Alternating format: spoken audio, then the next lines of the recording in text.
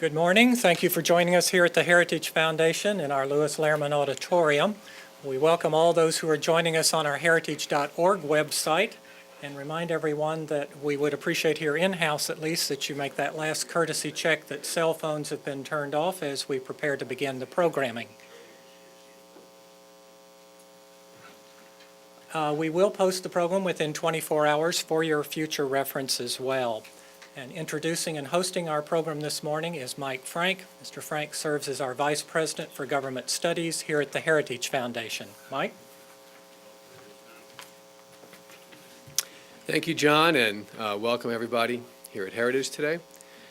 Today we are here to hear from one of the most influential lawmakers on Capitol Hill, here to discuss the implications of President Obama's recent decision to require religiously affiliated organizations to include coverage for abortion-inducing drugs and contraception in employee health plans, and what might be done about this.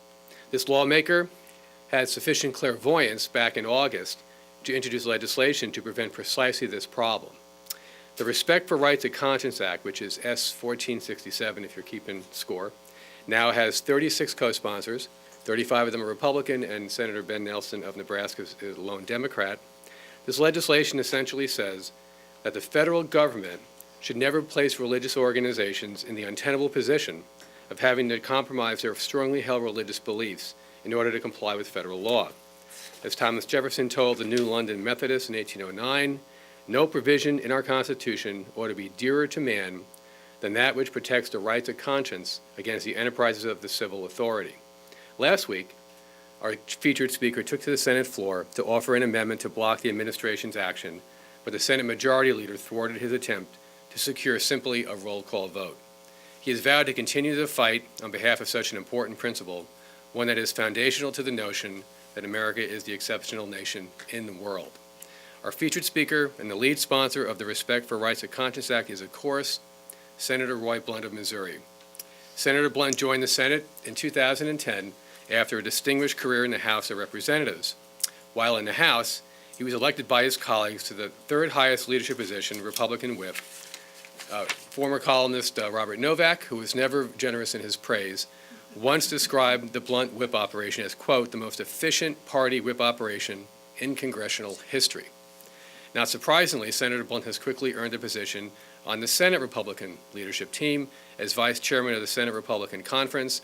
He also serves on several important committees, including the Committees on Appropriation and Select Intelligence. Please join me in welcoming Senator Roy Blunt to the Heritage podium. Thank you, Mike. Thank you. Thank you, Mike. Thanks for you and Heritage hosting this discussion today on religious liberty. I'm pleased to be here, and this topic, I think, is one of our nation's first and most fundamental freedoms. In fact, just 4 months before he became president, George Washington assured the Quakers, who were concerned about their religious liberty, that the law may always be as extensively accommodated to them as due regard for the protection and essential interest of the nation may justify and permit. And then Mike mentioned something that we actually use this in the introduction to our legislation when we filed it, and it's in the legislation, the 1809 Jefferson letter to London, the New London Methodist, where he says, no provision of our Constitution ought to be dearer to man than that which protects the rights of conscience against the enterprises of civil authority. No provision of our Constitution ought to be dearer to man than that which protects the rights of conscience against the enterprises of the civil authority. Both Washington's statement and Jefferson's statement convey conviction for religious freedom that's deeply embedded in who we are, a freedom that frankly has defined the United States for over 2 centuries as much as any other freedom we possess to uphold and to hold dear. Unfortunately, my view is that the current administration seems to have taken a very different approach to this freedom. In February of 2011, the Obama administration repealed rules that had been put in place to protect the rights of medical professionals in federally funded facilities not to be part of health care that they had a faith-based objection to. Without these protections, repealed by the Obama administration, doctors, nurses, and other medical staff could be forced now to perform procedures that they oppose on moral grounds. In August of 2011, the Obama administration took this attack on conscience protections a step further by mandating that all insurance companies and employers cover contraception and controversial abortion drugs with no copay. This very same month, Senator Nelson of Nebraska and I, along with Senator Ayotte and Rubio, filed the Respect for the Rights of Conscience Act. This same legislation was introduced in the House by Congressman Jeff Fortenberry. The bill mentions no specific religious guarantee. Christian Scientists and Catholics have no greater protection than Methodists or Muslims. The faith-based beliefs of Judaism and Islam are equally protected in the bill that we would like to see enforce the First Amendment to the Constitution. To implement the rule that the President issued in August of last year, the Department of Health and Human Services decided that the church itself could be exempted and that faith-based organizations would have 12 months to adjust their beliefs to the new mandate. In fact, I think there are two big problems here. One is the belief that the work of the church somehow is confined in the four walls of the church house. If faith-based institutions aren't allowed to extend their principles in their various faith pursuits, then they're no longer faith-based institutions. I may get back to that in a little bit, but the other thing I think is particularly objectionable is the idea that we know this is a big problem for you based on your personal belief system, so we're giving you a year to figure out how to deal with it. If your personal belief system is that flexible, it must not actually be a personal belief system. There was a great deal of pressure from both sides of the aisle, most importantly from America's faith-based community. And then President Obama last week announced what he called a compromise, which I don't see how you could see it as anything but more of the same. With his remarks last week, the President made it clear he still doesn't understand that this mandate is not about cost. It's about who controls the religious views of faith-based institutions. If this is not a financial consideration. If you're opposed to something because it costs money, that's different than being opposed to it because you have a moral objection to it or a faith-based objection to it. If it doesn't cost you anything, you should no longer be offended by it. Now, is this about cost or is this about control? The Constitution at its core makes it clear that faith-based principles are to be protected. They're not to be ameliorated by saying somebody else is going to pay the bill. You just have to be part of the process. And at its core, the debate surrounding the president's health care law creates these problems, as we all knew it would. If you're going to run health care, if you're going to mandate something as personal as health care, it's very difficult not to expand that mandate into the area of faith-based views. This is about who we're going to be as a nation. Are we going to be like everybody else that really does believe that the government can decide who your doctor is going to be and where you live when you're old and where your kids go to school and what procedures are appropriate for you? Are we going to continue to have those decisions that are made between people and their health care provider, between the patient and the doctor, between the health care system that you choose to go to for the health care you hope to receive? The president, I think, seems to look at this and other issues as if America is somehow just like everybody else. And frankly, I think that's the big debate of this election year. Are we just going to be everybody else? Are we going to continue to be distinctively and defiantly different from the world norm of what governments can and can't do, because our government is controlled by the people rather than the people being controlled by the government? A lot of faith-based groups from the very start have said we need the same kind of protection from mandates now in health care that we've traditionally had in other areas. This isn't just a Catholic issue. It's not about one group. It's about ensuring that we continue to have the fundamental right to religious freedom in our country. Just because you come up with an accounting gimmick and pretend like religious institutions don't have to pay for a mandate, and by the way, I think when you really bore into that, it makes no sense at all. Somebody has to pay. Certainly if you're like many of these institutions and you're self-insured, it's all about the experience. Your pay is all based on the experience of your group as some insurance company manages that institutional group. And the costs are reflected by the services that are provided. And saying the insurance company pays is like saying that the utility company somehow absorbs all of the extra cost of your higher utility bill. We all know who pays the utility bill. You do. And we all know who pays the health insurance bill. It's in the case of these institutions, it's always going to be the employer. The idea that somehow this is mandated, it just misunderstands or maybe refuses to accept the fact that this is about faith, it's not about cost. The Respect for the Rights of Conscience Act currently has 37 co-sponsors. It's supported by all major groups who I believe are interested in this issue from a religious freedom perspective. The companion bill in the House has 172 co-sponsors. This bill is intentionally broad to ensure it addresses all current and future religious liberty issues created by the new possible mandates in the health care law. It protects health care providers and insurers, including purchasers such as small businesses, from being forced to violate their ethical principles to cover or fund products and services under the new health care law. The bill ensures that all Americans are protected against discrimination, penalty, or exclusion from the health care market for exercising their rights of conscience. Last week, I tried to introduce my bill as an amendment to the current work that's going to be before the Senate this week, the highway bill.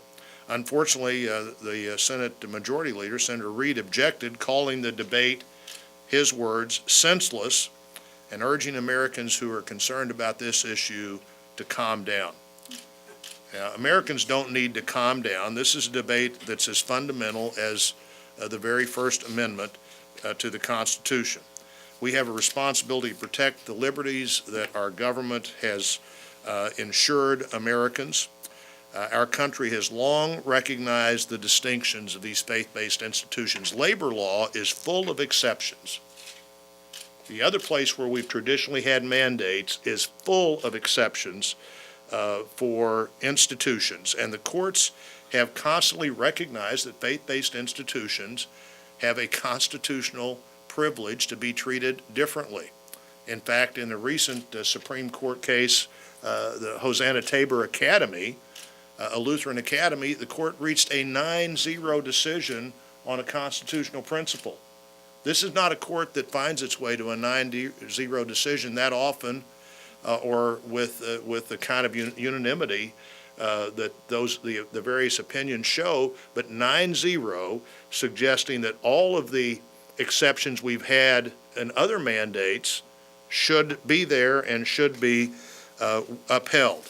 Now, for the first time, to repeat, the health care law takes us into a new world of mandates beyond labor law. And because of that, you need the Respect for the Rights of Conscience Act. The work of the church, the synagogue, the mosque cannot and should not be defined by the four walls of a building. The Christian school, the Jewish daycare center, the Islamic community center should be distinctive. If Christian schools or universities aren't able to express their faith views through the English teacher or the football coach, they really just become another school that happens to have a weekly chapel or a theology department. And the same exact principle needs to apply to faith-based institutions that deliver health care. The issue needs to be decided in a constitutional way by the legislature and the court, not by some regulation. And I'll continue to work with my colleagues on both sides of the aisle to insist that eventually this constitutional protection be provided. We'll see if this Congress and this administration can get this job done, but the principle will not go away. The constitutional principle of freedom of religion and respect for rights of conscience has to prevail here, and I'm going to continue to work again with my colleagues, do everything I can to see that it does, and the debate is about what the debate is really about. We specifically did not mention individual things that had to be protected. What has to be protected here is the faith-based rights of conscience. And that's what this debate is about. Obviously, if you're on the other side and you don't want to argue the broad constitutional principle, you try to make the debate as narrow as you possibly can and change the subject. Well, let's not let that happen. Let's be sure that the subject continues to be the First Amendment to the Constitution, the inviolate principle in America of freedom of religion and freedom of faith-based institutions to provide the services and the impact on our society that they provide. And again, Mike, thanks to you and Heritage for wanting to take time today to talk about this topic. Thank you all.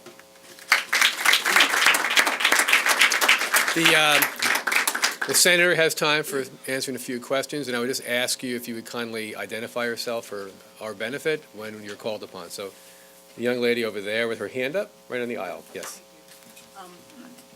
Thank you, Senator Blunt, and thank you, Mike. Laura Litvan with Bloomberg. Sure. A question about what do you see as the level of support for the legislation? It seems like there might be the possibility that something like this could get through the House, but I wonder if you could comment about that, but also the Senate, where you would need 60 votes to move something like this. Well, I think the level of support for the legislation is bipartisan. I don't, I used to count votes all the time. I'm not in the vote counting business as much right now, but it was clear to me that Democrats and Republicans were concerned about this last week. It's clear to me that the bishops continue to be concerned. Letters were read again Sunday in churches all over the country, maybe not every parish, but in many parishes all over the country, saying that the solutions here is to pass the Respect for the Rights of Conscience Act, to pass the broad-based bill that doesn't protect three things today, and then the administration decides later there's a fourth thing they'd like to impose on religious organizations. And I think this will continue to be part of the debate unless the president totally changes his position or would actually sign a bill into law that had this. It's pretty obvious that the two-thirds it would take to override a presidential veto is not there. And I think the president's going to have to defend the position he has taken. And the more you look at the second statement, the weaker it becomes as it relates to really changing anything. Front row. Chris Gomes, CNSNews.com. Does the Constitution authorize the federal government to force private companies to give away products for free? In the context of insurance companies and this mandate. Well, the question is, does the Constitution authorize the requiring companies to give away products for free? I'm sure that's something the founders would never have contemplated. I'm not a lawyer. I'm the first non-lawyer elected to the Senate from Missouri in 40 years, and usually that's pretty handy because I don't have to speculate on what the lawyers might decide. But I think this is a principle that's pretty clearly understood by the American people if you have the debate about the principle as opposed to one application of it or two applications of it. Back there.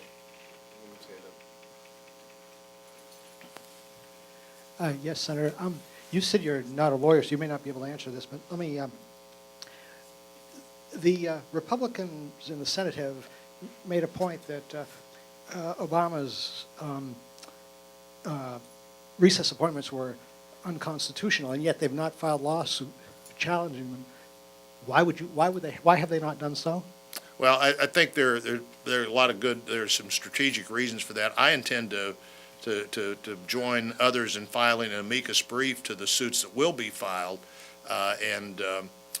Probably the better, I'm told by people who are lawyers, that the better standing in court is people who actually are impacted in a negative way by whatever rule or regulation these individuals may promulgate. Probably you could wonder if a vote on the Senate floor where the same senators that were defending the idea that you couldn't have recess appointments 4 years ago now say, oh, it seems okay to us now. That seems to be a lot of flexibility with my colleagues on this topic. I think we're going to let the courts decide this, and many of us will join by filing a brief with the court, and I intend to be part of that. The other hand in the back there, please. Right there. Hi, Michelle Fields from the Daily Caller. You say that the Obama administration will never understand faith-based organizations. Is there any Republican running for office that you feel will be an advocate or a better supporter of religious freedom? Well, I think all four of the candidates running for president right now seem to, on my side, all seem to understand this. I believe just the idea that you would feel that faith-based organizations should be happy that you exempt the, quote, church is an indication that there's not a real understanding of what these institutions stand for, or why we have all the exceptions in labor law that gives them hiring privileges so that their institutions continue to reflect the faith view of the people that fund and support and run the institutions. And again, back to what I said, if you don't do that, these become just like everybody else, except maybe you're paying to have a chaplain on the payroll. These Christian hospitals or other faith-based institutions. The Christian school is not distinctive if the only person in the Christian school that has to feel differently about where they go to work every day is the person who speaks at chapel. These institutions have traditionally reflected a worldview that was distinctive. It is part of why they exist. When the administration took on this particular set of regulations, they just happened to go right into the wheelhouse of the Catholic Church that provides an incredible amount of the health care and education available in America today, from preschool to the highest graduate degrees, and they don't seem to understand why these institutions exist, or why they wouldn't be happy thinking that, well, we've exempted the 5 people that work at the church. Why are you concerned about the 5,000 people that work in the hospital?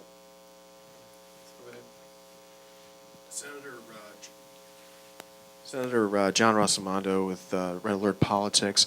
I was just wondering if you think that Senator Reid's refusal to take up your bill shows disrespect for the lack of for freedom of conscience in this country. Well, I think the fact that his comments were that people needed to calm down shows a lack of understanding of why the Catholic bishops and others were not calm at all about this. There is a reason that they're not calm, and I hope that reason eventually prevails on Senator Reid, and he decides that we can both debate this and vote on it. I think it's an issue that can be dealt with pretty quickly, because you're either for religious freedom or you're not, as it relates to this kind of government interference in faith-based institutions. Right there. Hi, Senator. Jesse Croston, an intern here at Heritage Foundation. Progressives often cite the First Amendment when talking about keeping religion out of government on issues such as gay marriage and abortion. But it seems to me that it's clear in this issue that they're not really willing to keep government out of religion. And I'm just wondering if you've been able to gather any sort of explanation as to why it's okay in one direction, but it seems to be not okay in another direction. It seems confusing. Well, you can look at the same principles that I think have some consistency, where, about the same time he wrote a letter to the New London Methodist, President Jefferson wrote a letter to the Danbury Baptist, where he mentions the wall of separation concept. And by the way, he wrote that on a Sunday afternoon. That very same day, he attended church in the Capitol. So his view of what that meant might be different than what people say, but they're both equally consistent. You know, the government shouldn't run these institutions. These institutions shouldn't run the government. But respect for the rights of conscience, it would be much more fundamental to the founders as they look at the world they believe they were trying to help protect and create and ensure a world where people could practice their religion freely than some of the arguments we have about whether the Ten Commandments can be posted somewhere or not. This is actually a very fundamental constitutional principle that was well understood in the country. And I think for 200 years has been pretty well understood. We had to get here to year 225 or so before we decide that this is a problem that we're going to have to deal with in a new way, and we're going to do it by some regulation. If you want to change the Constitution, change the Constitution. If you think somehow this long time-honored American right no longer is important to Americans or somehow is an obstacle to the future of the country, let's have that debate. This is as fundamental as that. I hope we can have the debate based on what this is really about rather than some other issue that will come and go. But religious freedom doesn't come and go. Faith-based principles don't come and go, just like they can't have a price tag, or they're not really faith-based principles, they're just financially based principles. In the back aisle there, in the corner. Senator Paul Miller, the Examiner, what is the debate really about? I mean, he's been pretty easy with giving exemptions to states with health care. Why do you think that you're so standing so hard on this one? Well, there have been many exemptions, Paul, as you know. There have been, I think, actually thousands and thousands of exemptions given to the Affordable Health Care Act. Apparently, this can't be one of them, and you've got to wonder why. Remember, in the case of the Catholic Church in the last few days, they haven't asked for anything that isn't happening in America right now. They're not saying we're doing things right now we don't want to do. They're saying, look, we're providing lots of care to lots of people. We've always done it in a framework of faith-based distinctives, and we want to continue to do that. The administration apparently doesn't want you to continue to do that. And in the specific regulation, it's about the people that have a job, that have decided they want to work at your institution. I guess as virtually all of them applied in some way, either to become part of a religious order, and whatever that takes to become part of a religious order, or to go to work at a healthcare giving facility. They all applied. This happens to be one of the benefits that an institution may or may not give. The president suddenly wants to decide what that benefit has to look like, no matter how you feel about it, morally or ethically or as part of who your institution is. And I just think that's a very wrong place for the country to wind up. I guess what I'm asking is, what do you see as his politics? Why is he doing this? There is one theory that this is so obviously offensive to so many people that there must be a strategy. And then to double down and stick with it when your modification of the rule is essentially just the same rule you had, except somehow use an accounting trick to suggest that no, the insurance company you're going to pay is going to pay for this rather than you're paying for it directly, and there is no difference. It's almost not even a distinction without a difference. There is no difference. And that's what the bishops have decided. That's what others, as they look more carefully at this, will decide. Everybody, many people initially wanted to say, well, this is a step in the right direction, but by the end of the day, Friday, I think almost nobody who really was offended by the rule to start with thought it was anything but another way to do exactly the same thing. Probably time for a couple more, Mike. Okay. Hi, my name's Kate Nocera. I'm with Politico. I have two questions for you. One, are you going to try and attach the amendment to the transportation bill again? And secondly, you said that your opponents were going to try and narrow this debate to talk about contraception alienating women at all? And how do you frame the debate more about religious freedom than what the other side is? Well, I just think it largely is up to me to continue to say what the bill says, and up to you to repeat it properly. There's no mention in, well, we could have taken, we could have taken a different approach here, which says, no, the government can't say you can't do these three things. But that's not what this bill says. What the bill says is that the government can't come in and require you to do things that are against your faith-based principles. And this is not a new protection. It just happens to be a new protection in health care because for the first time we're having health care mandates instead of employment mandates. And the principle is exactly the same. You can't be who you hope to be as a faith-based institution if your institution is not allowed to reflect your faith on fundamental religious principles. Okay, this will be the last question, and that gentleman right there. Yes, sir.